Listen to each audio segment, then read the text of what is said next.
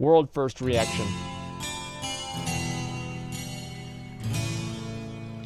That's good. I need that on all the time.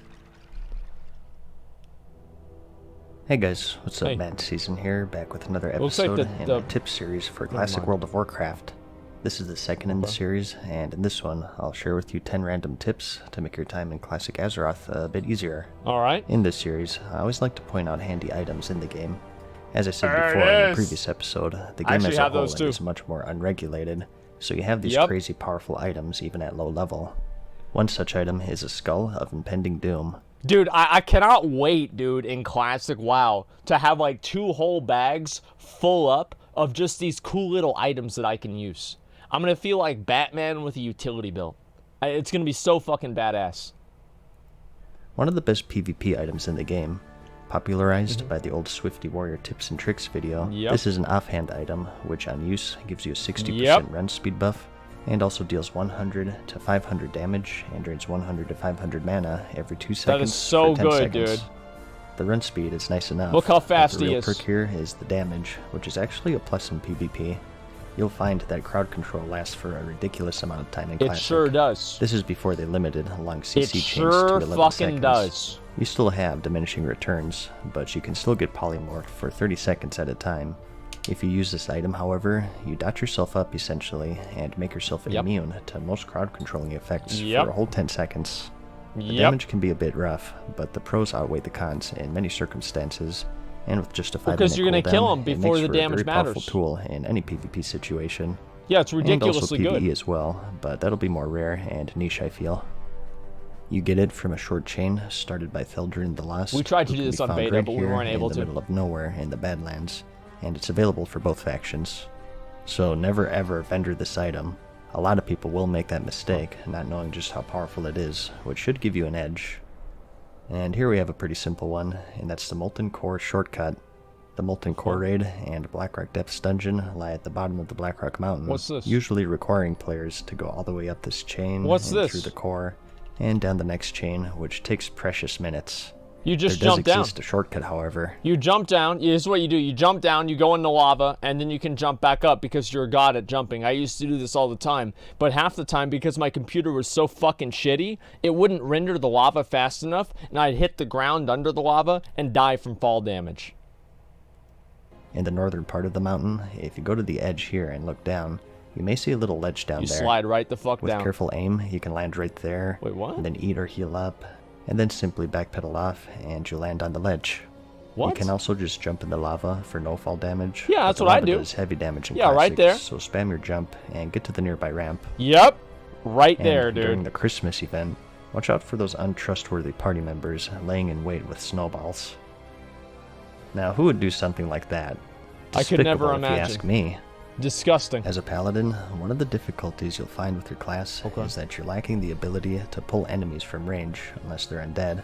Yep. This can be pretty protection spec and will usually require the aid of party members. The way they can solve that problem is by respecing to holy, and then they won't need to worry about it. Wait, we're effing? Just a second. Give me a second, guys. Which isn't ideal. There do exist items to cover up this weak point, though. Okay. There are many, but one of the most convenient ones are the magic candles. These drop from the Kobold Geomancers located in Elwyn Forest. What the fuck? And it has a long range, and they're easy to farm since they drop from level 8 mobs, and the drop rate is a generous 20%, so it's pretty quick too. That's damn. Another tip is for those. What the fuck, dude? I didn't even know that. Sorry, I was distracted. I want to go back and look at that again. I had no idea about that. This weak point, though. There are many, but Holy one of the most shit. convenient ones are the magic candles. These drop okay, just a minute. I've got to pause here. I am losing frames right now. Give me a second, guys. Members, we'll try this here. Ideal. There do exist items to cover up this weak point, though. Okay. There are many, but one of the most convenient ones are the magic candles. So These this is why they want the candles. The kobolds. In Elwyn Forest, and it has a long range, and they're easy to farm since they drop from level 8 mobs. And the drop rate is a generous 20%, so it's pretty quick too. Another tip is for those who want to get the mounts of other races. Okay. For example, maybe you want to get the Night Elf mounts as a human or whatever. Yeah. If that is the case, you'll want to head on over there to their starting areas first thing, trying to minimize your XP until you get there. And that's did because this. in Classic, as you out-level these Yep. quests, the reputation rewards are reduced. Wait, You only get really? 20% once the quest is gray. So the idea here is to get This to the sucks. appropriate race's starter zone as early as possible, really only getting exploration XP along the But this way. is awful. What the And fuck? do also note that mounts were restricted in Classic as well. This is Not so every bad. race can ride every mount. Humans, for example, can't ride the Mechanostriders, so also research what mounts you can use and What the which ones you fuck? can't, because I have a feeling that it's going to sneak up on a lot of people. Okay, yeah, I had no idea Another about that. handy item is the Nightfall Axe, and this will make you a favorite in any raiding team. Chance on hit, Okay. spell damage taken by the target is increased by 15% Mount Andy? for 5 Listen. seconds, and that's it. It's a I don't care about mounts in Classic WoW. But if I could get mounts in Classic WoW, that would be cool. But I genuinely don't even want them because they're going to take up space. I don't want mounts to take up space. That's all there is to it. I don't want to have that happen. And that's really all there is to it. I don't want to deal with it. No mount bag. Yeah, I don't have bags. And I don't have bags to hold on to all these mounts. And so, yeah, it's not going to happen at all. What about Baron Rivendare? Yeah, maybe I'd want like a super, super rare mount, like the Baron Rivendare mount. But for the most part, I don't give a shit about that kind of stuff. It doesn't matter to me at all. Because actually content in the game rather than just collecting garbage. It's not that at all. I mean, if there was a mount tab, I would care about collecting the mounts in Classic WoW. But there's no mount tab. And that means that every single time that I get a mount, that's one space in my inventory that I can't use for something else. So there's an opportunity cost for getting mounts that doesn't exist in the current game. decent axe for DPS, pretty slow, which is what you want, but this is one of the best procs in the game, and it's going to be a must for any serious People use raiding this guild. for a long time. You can use it as a warrior, a paladin, shaman, and hunt. This is the Ret Paladin weapon here. I want to let you guys know this. So a lot of Ret Paladins go through all the theory crafting and all of this other stuff about what is truly the best Ret Paladin weapon. The actual best Ret Paladin weapon is Nightfall, because Nightfall allows Ret Paladins to actually be useful to the raid. Right? Because it makes it to where Ret Paladins actually do bring something to the raid that matters. And so if they're using Nightfall and attacking the boss with Nightfall, it actually gives you a reason to bring a Ret Paladin to the raid. Now, some Ret Paladins would tell you this is not true, that maybe somebody else would be better suited to do this. That's not true either. Ret Paladins are the best people to use Nightfall because they have no other responsibility. They contribute nothing else to the raid. They do low damage. It doesn't matter. Boom. Ret Paladins have just secured... I'm actually helping Ret Paladins here. Ret Paladin just secured their raid spot all the way through next. All you have to do is go up to the boss and auto-attack the boss. Same things you always do. But this time there's a purpose to it. And you put the spell buff on it. There it is. It's all you need to do. It's already better to bring a melee hunter with Nightfall. Nobody's going to bring a melee hunter. Listen, like, you're not going to bring a melee hunter. Nobody's doing that. You bring a Ret Paladin.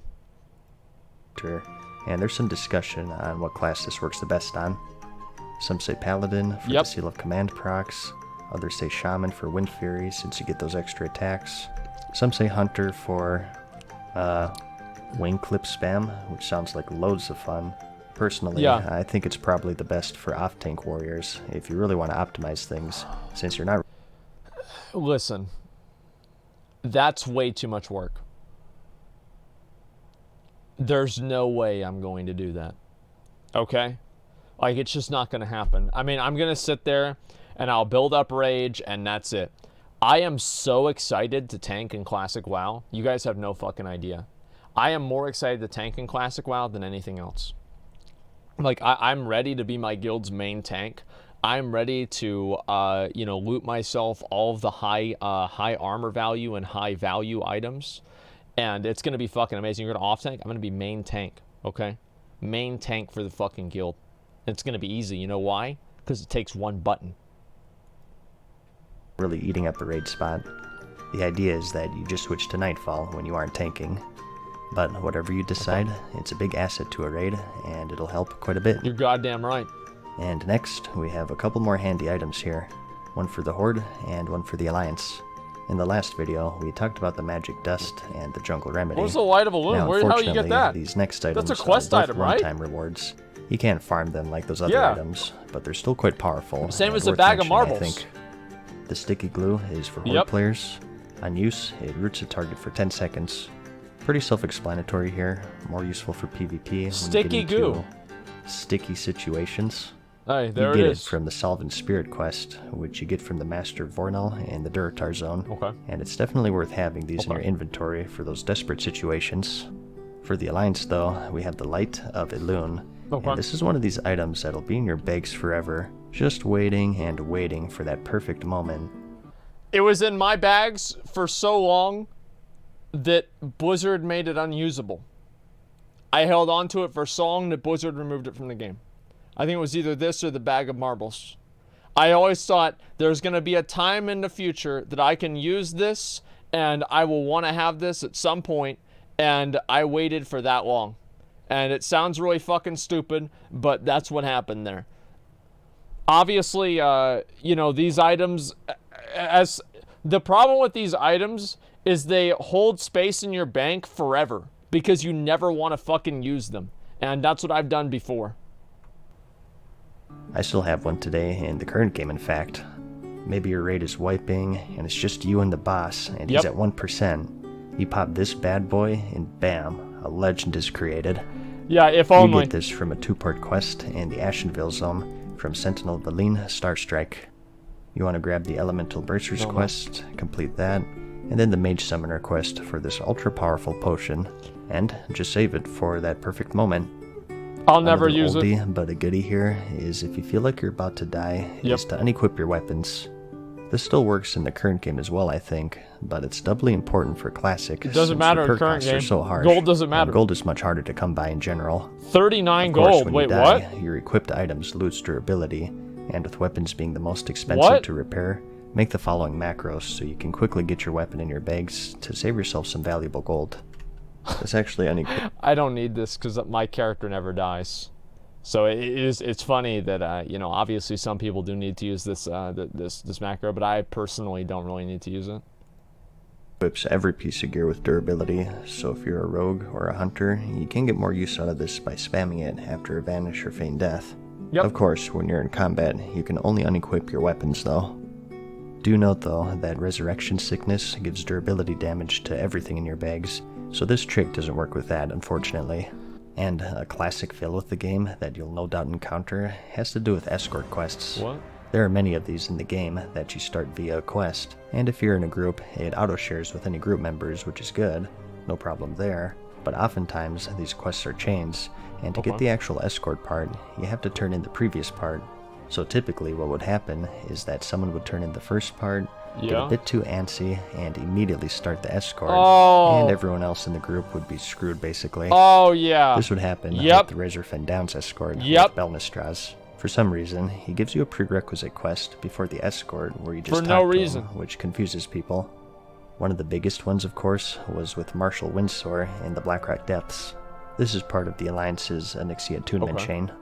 In the finale, you need to escort him out of the dungeon, which required a lot of pre-clearing of all of the packs, or else he'd just run in and die. It took forever, and it was the worst feeling in the world when you went to the trouble of clearing everything, and then someone accepted the escort too quickly before... I remember, like, I would do BRD, and somebody would always want to do this quest, and I would be like... And, like, sometimes I would actually let the guy out early and get him killed so we wouldn't have to do the escort quest. Because I didn't want to deal with it, man. I've had fucking enough of this shit, dude. How many times I have to do this? Like, I got him killed, man. Fuck these guys. Like, I got my quest done. I don't want to do a Nixia. I looked at that loot. Fuck that shit. I want to get the PvP gear. I want to go to Nax. And, like, I was, like, you know, a fucking idiot kid, so I didn't understand the way that it was supposed to work, right? So I was just like, I don't want to do a Nixia. I want to do Nax. That was the only thing I was thinking about. Toxic as fuck? No, it's not toxic. It's like, I don't want to do his damn quest, man. That's not toxic. They're not doing my quest. The fuck? Where everyone was ready, and you'd have to do it all over again. I can't even tell you how often that happened back then, so please, save yourself and your group mates some heartache. And make sure that everyone is up to speed with the escort quest before you start it. Speaking of keying though, one that you'll need as Alliance is the Searing Gorge key. To get it, you need to kill the Thunder Lizard, Margal the Rager, in the Searing Gorge, and bring back his horn to Mountaineer Pebblebitty, who's located at the northern entrance of the tunnel. This was such a good little quest, man. To the Searing all Gorge, these little things you are need to be in the this Searing made the game Gorge. so good. Normally, you'd go all the way through the Badlands and wrap around, but Yep. there does exist a shortcut. Head north a bit, up this mountain range up here, and with some careful jumping, as you can see in this footage, you can actually reach the zone. What the hell? What the fuck? What the fucking shit? What is what? Oh, what? Oh my god. And from here, you just take out Margol, who's located right here on the map, and then grab the Thorium Wow. flight path, and fly back to Thelsamar I had no for fucking the quick idea. turn-in. That's insane. Something you'll notice with Classic is that you can summon players inside a dungeon if they're not inside themselves. Yep. So you'll have to zone out the instance first to get everyone there, which can be tricky on PvP servers sometimes. Inevitably, so bad, you'll get that dude. hunter who forgot was to buy so ammo, bad. or someone who forgot to repair or pick up a Like- quest, and they'll hearth out and ask for a summon. I remember there are all these little things in Classic, all these little tiny fucking things that were just annoying. They were just annoying.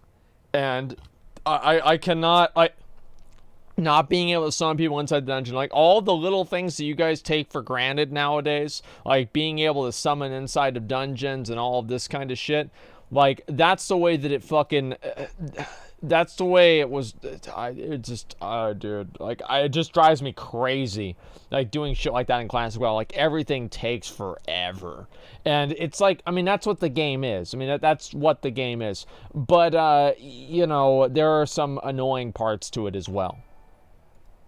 A handy tip before they hearth is to summon them. They have a couple minutes to accept it, so this saves the party a run back to the entrance TVCs and go saves well. everyone a bit of time. That's why it's the best. I do feel like people are a little bit stupid with stuff like that, right? Making things long, annoying, and inconvenient does not necessarily make the game better. This whole thing, how like all quality of life changes are bad, that's such a stupid thing to say. There are a lot of great changes that they've made, like being able to summon people inside a dungeon.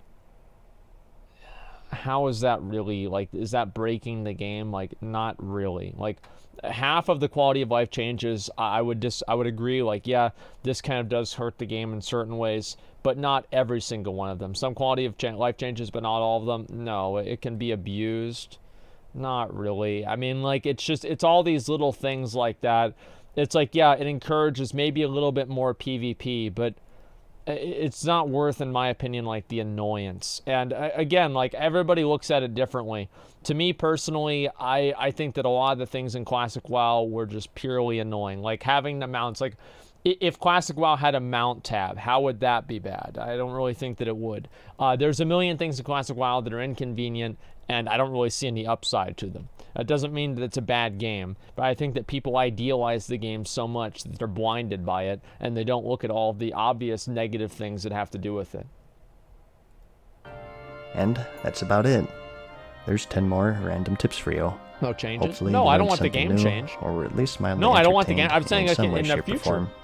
No. If so, like the video if you liked it, and I'll see you in the next one. There it is. Peace.